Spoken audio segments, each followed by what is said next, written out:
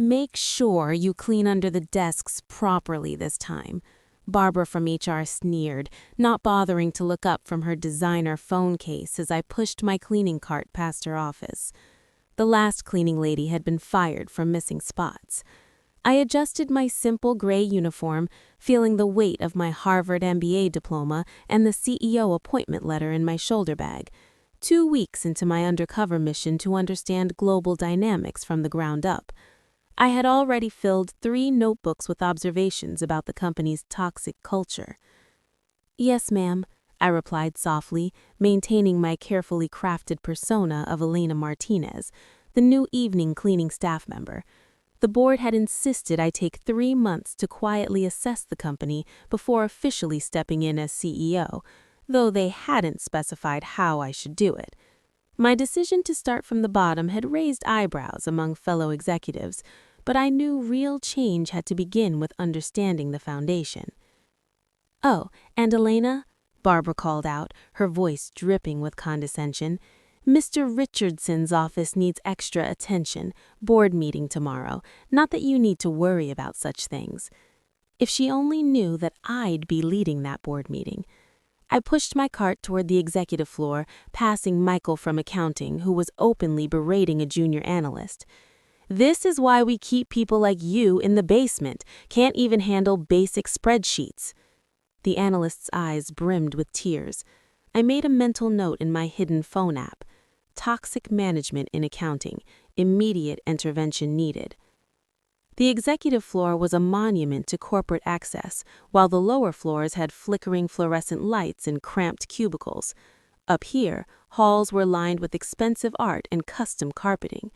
The disparity was exactly what the board had hired me to address, though they didn't know I'd discover it so personally. "Hey, cleaning lady," Vice President David Chin called as I entered his office. "Be careful with those awards on my shelf. They're worth more than you make in a year." I glanced at them while dusting, mostly golf tournament trophies and networking excellence certificates. Meanwhile, the real industry accolades I had earned sat in a box in my apartment, waiting to be hung in this very office once I took over.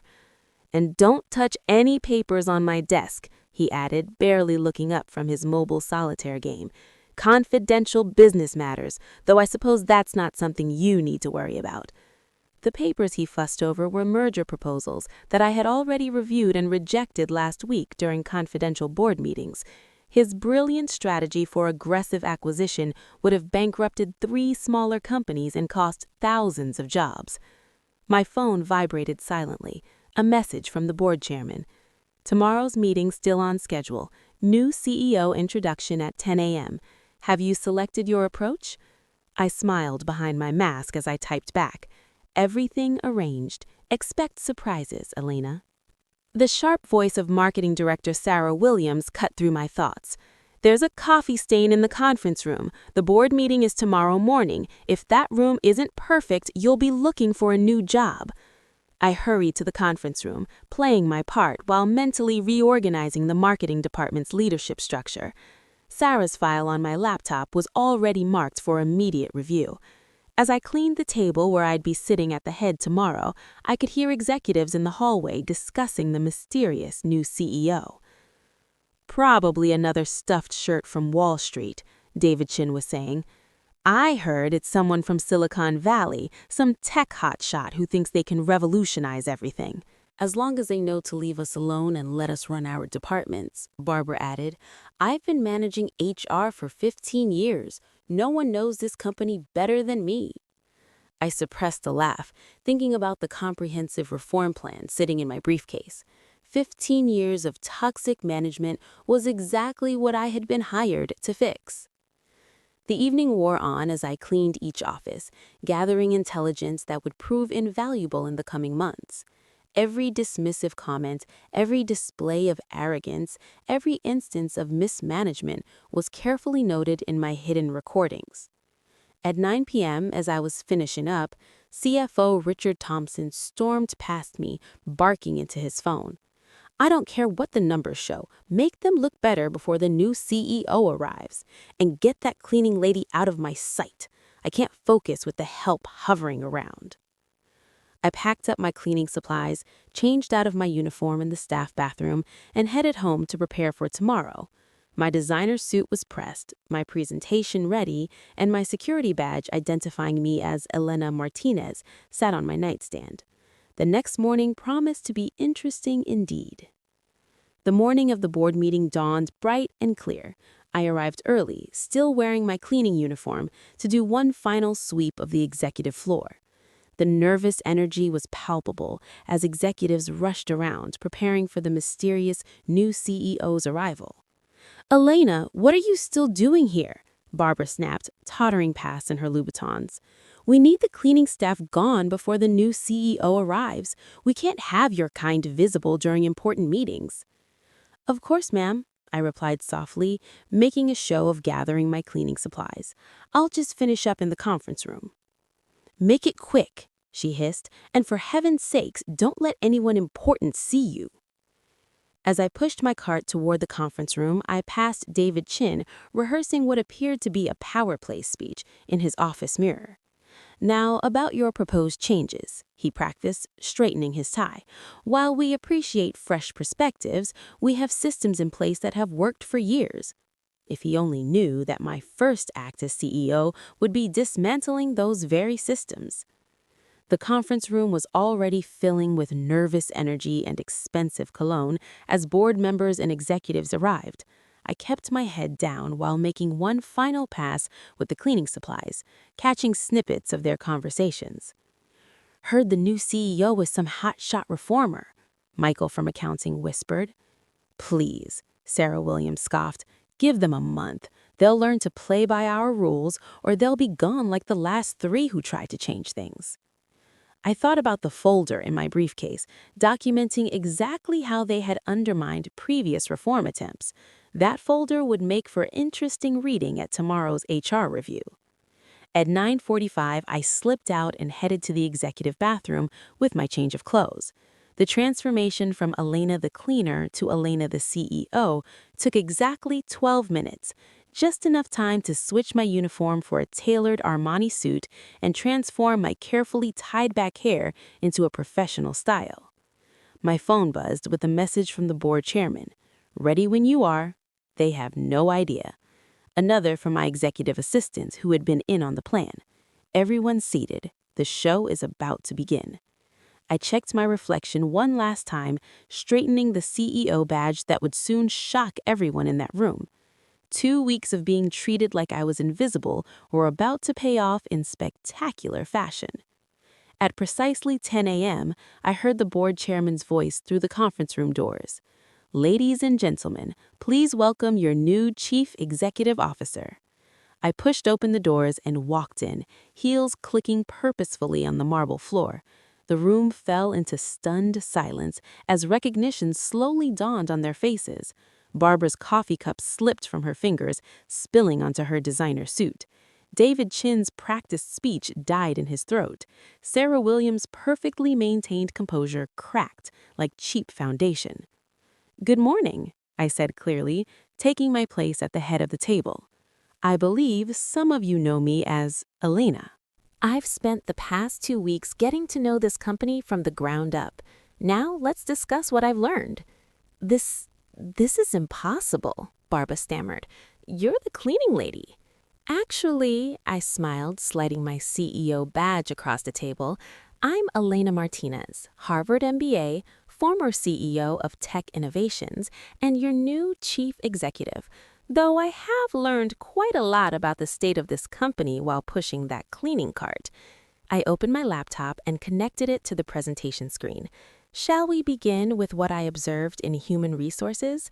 Barbara, your comments about my kind were particularly illuminating." The color drained from her face as I pulled up my first slide. Comprehensive documentation of every discriminatory comment, every instance of mismanagement, every example of toxic culture I had witnessed. "Or perhaps," I continued, turning to David Chin, "we should discuss those confidential papers you were so worried about, the ones detailing your rejected merger proposals that I had already reviewed last month." David's attempt at a confident smile looked more like a grimace. Better yet, I turned to Sarah Williams, let's talk about marketing's creative approach to employee intimidation. I particularly enjoyed your threats about my job security last night. The board chairman struggled to hide his smile as the executives squirmed in their seats. This was exactly why he had supported my unconventional approach to assessing the company. Now, I said, standing up to face the stunned room, let's discuss the changes that are going to happen at Global Dynamics, starting with a complete restructuring of senior management. The next hour was a masterclass in corporate reform, delivered by the woman they had dismissed as part of the help for 2 weeks.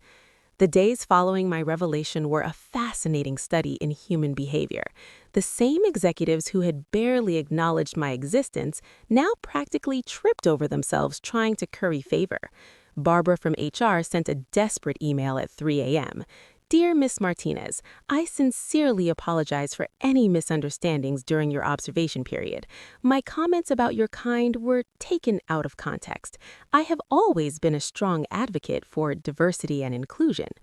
I forwarded it to my executive assistant with one note: add to the documentation file, schedule exit interview for Friday.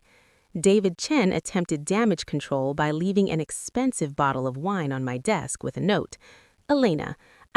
Miss Martinez, those confidential papers you mentioned, perhaps we could discuss my vision for the company over dinner. I've always believed in progressive leadership. The wine joined the growing collection of desperate peace offerings in my office closet. The note joined Barbara's email in the documentation file. Sarah Williams tried a different approach, camping outside my office with a PowerPoint presentation titled Marketing's Revolutionary New Direction. She swapped her signature designer suits for more modest attire, apparently thinking I'd be impressed by this superficial transformation. Miss Martinez, she called out as I passed, I've completely reimagined our corporate culture initiatives. Fascinating, I replied, not breaking stride. Send it to HR, though. You might want to wait until Monday. We'll have new leadership by then. The whispers in the hallways had shifted from condescension to fear. She recorded everything. 2 weeks of cleaning offices. Heard she has files on everyone. Complete restructuring coming. My phone buzzed constantly with messages from board members, impressed with how much she uncovered during her undercover period. Chairman, the toxic culture runs deeper than we thought. Your approach was unorthodox but effective.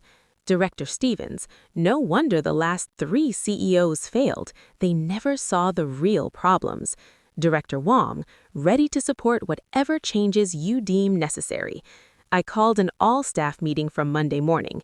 Every employee, from executives to maintenance staff, was required to attend. The grand auditorium filled with nervous energy as people filed in. The usual social hierarchies were disrupted. No one quite knew where to sit anymore. Good morning, I began, standing at the podium. Many of you knew me as Elena, the cleaning lady. Some of you were kind to me during those 2 weeks. Others, I paused, letting my gaze sweep over the uncomfortable executives, were less so.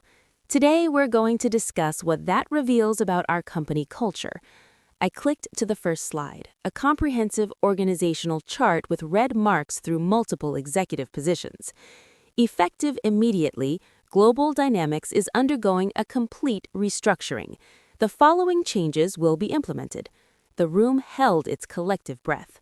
First, Barbara Thompson is no longer head of human resources. Her replacement will be Janet Chin from our maintenance staff, a qualified HR professional with a master's degree who has been working as a janitor due to systematic discrimination in our hiring practices. Barbara's outraged gasp was audible even from the back of the auditorium. Second, David Chin's position as vice president is being eliminated. His responsibilities will be distributed among a team of junior analysts, the same ones he repeatedly belittled and undermined. David slumped in his seat, his practiced confidence finally shattered. Third, the entire marketing department will be restructured. Sarah Williams, your new position will be in customer service. Perhaps direct interaction with the people you've been marketing to will provide valuable perspective. Sarah's perfectly maintained facade cracked completely as she burst into tears. Additionally, I continued, Every executive who made discriminatory comments or displayed abusive behavior during my observation period will be required to work 1 month in entry-level positions. Consider it a learning opportunity. The stunned silence was broken by scattered applause from the lower-level employees. Moving forward, promotions will be based on merit, not networking. Salaries will be adjusted for equity.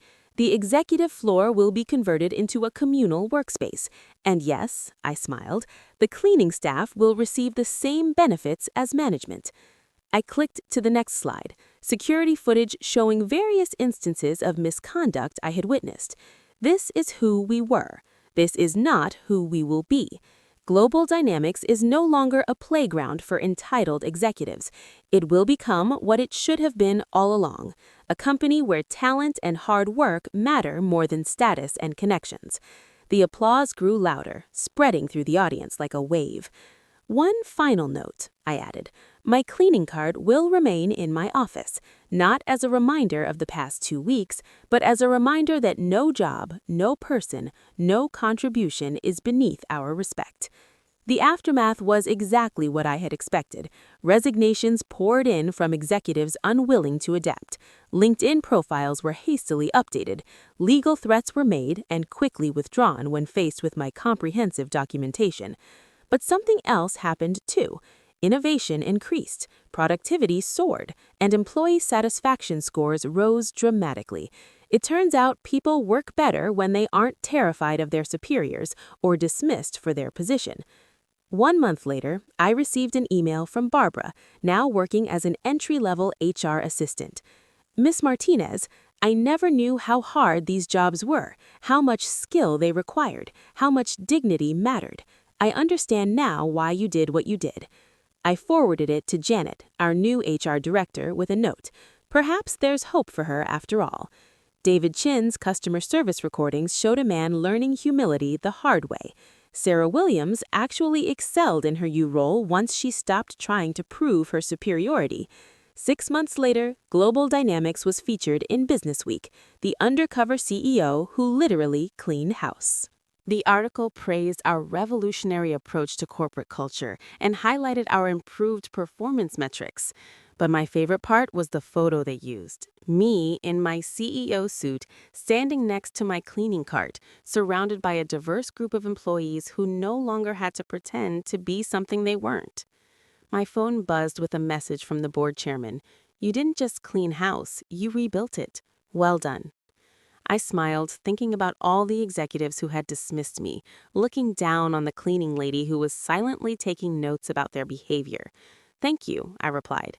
Sometimes the best way to clean up a company is to start from the bottom, and sometimes the most important perspective comes from being invisible. I looked out my office window, not on the executive floor anymore, but in an open workspace where anyone could reach me. The cleaning cart sat in the corner, a reminder that respect isn't earned by position, but by character.